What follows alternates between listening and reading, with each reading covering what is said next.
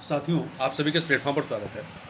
यहाँ पर हम लोग एक आर्टिकल की बात करेंगे जो कि आपका सामाजिक मुद्दों से संबंधित आर्टिकल है और मुख्यतः महिलाओं से संबंधित यह आर्टिकल है। यह जो आर्टिकल आपका सामाजिक मुद्दों से संबंधित है, यह आपका जो यूपीएससी या यूपी पीसीएस के जो मेंस की परीक्षा होती है उसके जीएस पेपर 1 के तहत और जो निबंध वाला सेक्शन है उसके तहत ये काफ़ी महत्वपूर्ण है। तो ये जो आर्टिकल है, ये जनसत्ता का जो अखबार आता है उसके 6 जुलाई 2023 का जो संस्करण है उसमें ये संपादकीय प्रकाशित हुआ है और इस संपादकीय को जो है ज्योति सिडाना जी के द्वारा लिखा गया है और ये काफ़ी बेहतर आर्टिकल है। इसके पॉइंट को आप जो है आंसर राइटिंग में और निबंध में इस्तेमाल कर सकते हैं और कहीं डिबेट वगैरह में भी आप इस पॉइंट को इस्तेमाल कर सकते हैं। यदि आपको इसका पीडीएफ चाहिए तो इसका लिंक जो है डिस्क्रिप्शन बॉक्स में आपको मिल जाएगा। टेलीग्राम से जाकर के आप इसको डाउनलोड करके देख सकते हैं। तो चलिए प्रारंभ करते हैं। विश्व के लगभग हर समाज में लैंगिक असमानता मौजूद है। प्राचीन काल से लेकर आज तक महिलाओं को निर्णय लेने, उन्हें आर्थिक इकाई के रूप में स्वीकार करने और सामाजिक संसाधनों तक उनकी पहुंच से उन्हें वंचित रखने की प्रथा का एक लंबा इतिहास रहा है। लैंगिक समानता का मतलब है कि दोनों को अवसरों और अधिकारों में समानता प्राप्त हो। दोनों का मतलब महिला और पुरुष को दोनों को सम्मानपूर्वक जीवन जीने का समान अधिकार प्राप्त हो और उनके साथ जाति, धर्म, लिंग, भाषा और रंग के आधार पर भेदभाव न किया जाए। सामान्यतः सभी समाजों में पुरुष या महिला होना केवल उनकी जैविक और शारीरिक विशेषताओं का बोध नहीं कराता है, बल्कि पुरुषों और महिलाओं से अलग अलग व्यवहार, आदतों और भूमिकाओं की अपेक्षा की जाती है। पुरुषों और महिलाओं के बीच संबंध चाहे परिवार में हो, कार्यस्थल पर या सार्वजनिक क्षेत्र में पुरुष सत्ता द्वारा ही निर्धारित होते आए हैं, जबकि संविधान और मानवाधिकार घोषणा पत्र में महिला पुरुष की समानता का स्पष्ट उल्लेख है। लैंगिक समानता महिलाओं और पुरुषों के प्रति निष्पक्ष होने की प्रक्रिया है। इसे सुनिश्चित करने के लिए स्थानीय, राष्ट्रीय और वैश्विक स्तर पर लंबे समय से प्रयास होते रहे हैं। लैंगिक समानता के लिए आवश्यक है कि महिला और पुरुष सामाजिक शक्ति, निर्णय क्षमता, अवसरों, संसाधनों और पुरस्कारों का समान रूप से लाभ उठा सकें।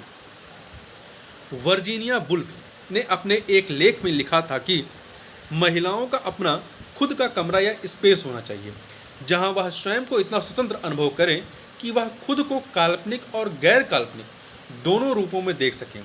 जिस तरह काल्पनिक लेखन करते समय हम स्वतंत्र होकर जो मन में आता है वह लिखते हैं और अपनी कल्पनाओं को उड़ान देते हैं, ठीक उसी प्रकार अपने निजी स्पेस में महिला को बिना किसी भय के हर स्तर की उड़ान भरने की स्वतंत्रता प्राप्त करनी चाहिए, ताकि उसकी सूक्ष्म और बृहद स्तर की बौद्धिकता प्रतिबिंबित हो सके। उसके निजी स्पेस में कौन उपस्थित हो सकता है, यह चुनाव उसका होना चाहिए। तभी संभवतः वह अपने विचार, अपने पूर्वाग्रहों, अपनी आवश्यकताओं, अपनी भाषा, अपने प्रतीक और यहाँ तक कि अपनी यौनिकता के सवाल को भी उन्मुक्त भाव से प्रस्तुत करने की क्षमता रख सके, जैसा कि कोई पुरुष अपने लेखन में करता है। ये निजी कमरे महिलाओं को स्वतंत्र और बिना किसी रुकावट के सोचने की क्षमता देते हैं। हाल ही में संयुक्त राष्ट्र विकास कार्यक्रम का 2023 जेंडर सोशल नॉर्म्स इंडेक्स जारी हुआ है, जो महिलाओं के खिलाफ पूर्वाग्रहों का आकलन करता है। इस सूचकांक में 4 प्रमुख आयामों के आधार पर महिलाओं की भूमिकाओं के प्रति लोगों के दृष्टिकोण को दर्शाया गया है। ये 4 आयाम कौन से हैं? पहला है राजनीतिक, दूसरा है शैक्षणिक, तीसरा है आर्थिक और चौथा है शारीरिक अखंडता। सूचकांक से पता चलता है कि दुनिया की लगभग 90% आबादी महिलाओं के प्रति किसी न किसी प्रकार का पूर्वाग्रह रखती है। मसलन लगभग आधी आबादी को लगता है कि पुरुष महिलाओं की तुलना में बेहतर राजनीतिक नेता बनते हैं। पुरुषों और महिलाओं के बीच मतदान की दर समान होने के बावजूद दुनिया भर में केवल 24% संसदीय सीटें महिलाओं के पास हैं और 193 सदस्य राज्यों में से, मतलब जो देश हैं, इनमें से केवल 10 में सरकार की प्रमुख जो है वो महिला हैं। रिपोर्ट में प्रकाशित आंकड़ों के अनुसार 28% लोग सोचते हैं कि एक पुरुष के लिए अपनी पत्नी को पीटना उचित है। हालांकि सूचकांक और हालिया घटनाओं से पता चलता है कि अब इस तरह की सोच में बदलाव आ रहा है। यूएनडीपी जेंडर टीम की रॉकेल लघुनास का कहना है कि दुनिया भर में महिलाओं के अधिकारों के प्रदर्शन और मीटू आंदोलन ने संकेत दिया है कि नए मानदंडों और विकल्पों की आवश्यकता है और लोग लैंगिक समानता के लिए अभियान चलाने के लिए सक्रिय हैं। मगर यह भी एक तथ्य है कि हमारे समाज में प्रचलित अनेक प्रथाएं और पूर्वाग्रह लैंगिक समानता की राह में बाधा उत्पन्न करती हैं। मसलन राजस्थान के कई जिलों में आटा साटा नामक कुप्रथा प्रचलित है, जिसमें लड़की के बदले लड़की का लेन देन किया जाता है, यानी जिसे घर से बेटी ली जाती है उसी घर में अपनी बेटी दी जाती है। ऐसा विशेष रूप से उन घरों में होता है जिनके लड़कों की शादी किसी कारण से नहीं हो रही होती है या उम्र ज़्यादा होने के कारण उनकी शादी में रुकावट आ रही होती है। ऐसे में लड़की वालों को अदला बदली का प्रस्ताव दिया जाता है। इसके पीछे तर्क दिया जाता है कि ऐसा करने से कई शादियों का खर्चा बच जाता है या कम खर्च में कई जोड़ों का विवाह हो जाता है। पर इस प्रथा में भी अधिकतर लड़कियों को उनकी पसंद नापसंद से समझौता करना पड़ता है। कई बार तो छोटी उम्र में ही लड़कियों की अदला बदली हो जाती है। समय समय पर ऐसी अनेक घटनाएं सामने आती रही हैं जिनमें इस कुप्रथा के कारण महिलाओं ने आत्महत्या कर ली है, क्योंकि अगर वे अपनी शादी तोड़ती हैं तो उनके भाई का भी घर खराब होता। इस डर से वे आत्महत्या का रास्ता चुनने को बाध्य होती हैं। आज समाज में महिलाओं के विरुद्ध हिंसा और अपराध की घटनाओं में वृद्धि का बड़ा कारण है उसे केवल एक शरीर के रूप में देखना। उसके पास ज्ञान, अर्थतंत्र, विचार और राजनीतिक समझ भी है, इसकी हमेशा से उपेक्षा की जाती रही है। समाज में अनगिनत ऐसे उदाहरण हैं जो सिद्ध करते हैं कि महिलाओं की इन सभी क्षेत्रों में सक्रिय सहभागिता रही है और समाज उसके शरीर को केंद्र में रखकर इन सभी प्रक्रियाओं में उसकी सहभागिता और योगदान को दरकिनार कर देता है। ऐसा नहीं है कि प्राचीन काल से अब तक महिलाओं की स्थिति में कोई सकारात्मक बदलाव नहीं आया, पर यह भी सच है कि महिलाओं के प्रति पुरुष समाज की मानसिकता में कोई विशेष परिवर्तन नहीं आया है। इसलिए समाज वैज्ञानिक सुझाव देते हैं कि महिलाओं को दमनात्मक और गैर दमनात्मक स्वतंत्रता, मानवाधिकार जैसे पक्षों के तहत अपने आप को खोजना होगा, क्योंकि इस बात से इनकार नहीं किया जा सकता है कि महिलाओं की चेतना में खुद महिला अस्तित्व में नहीं है। वह केवल पति, बच्चे, रसोई, कपड़े और घर तक अपने दायरे और सोच को सीमित रखती आई है।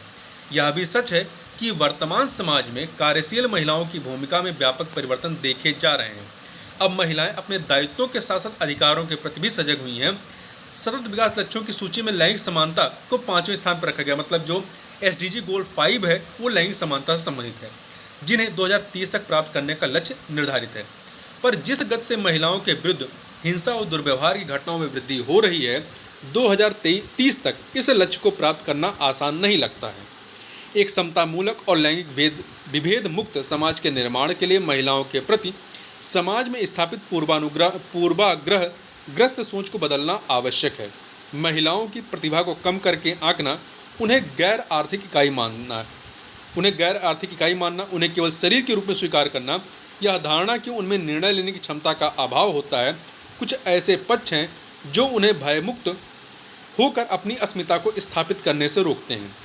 इसके साथ ही राज्य, प्रशासन और अकादमिक बुद्धिजीवियों को इस दिशा में कठोर कदम उठाने होंगे ताकि महिलाओं को एक सुरक्षित समाज उपलब्ध कराया जा सके। महिलाओं के शोषण का एक आप उदाहरण देखें जिसमें महिलाओं को खुद नहीं समझ में आता है कि उनका शोषण हो रहा है। सामान्यतः जिन घरों में महिलाएं हाउसवाइफ हैं, मतलब पूरा घर संभालती हैं, यदि उनसे सामान्यतः पूछा जाए कि उन महिला से कि आप क्या करती हैं, तो उनका जवाब होगा कि वो कुछ नहीं करती हैं, जबकि वो पूरा घर संभालती हैं। समाज में ये माना जाता है कि जो पुरुष बाहर नौकरी कर रहा है वही घर चला रहा है, जबकि जो महिला सुबह से रात तक पूरे घर को चलाती है, पूरे घर की देखभाल करती है, वो कुछ नहीं करती है। तो ये भी एक तरीके से क्या है, महिलाओं के शोषण का ही एक तरीका है। तो इस वीडियो में बस इतना ही, मिलते हैं नेक्स्ट वीडियो में, तब तक के लिए बहुत बहुत धन्यवाद।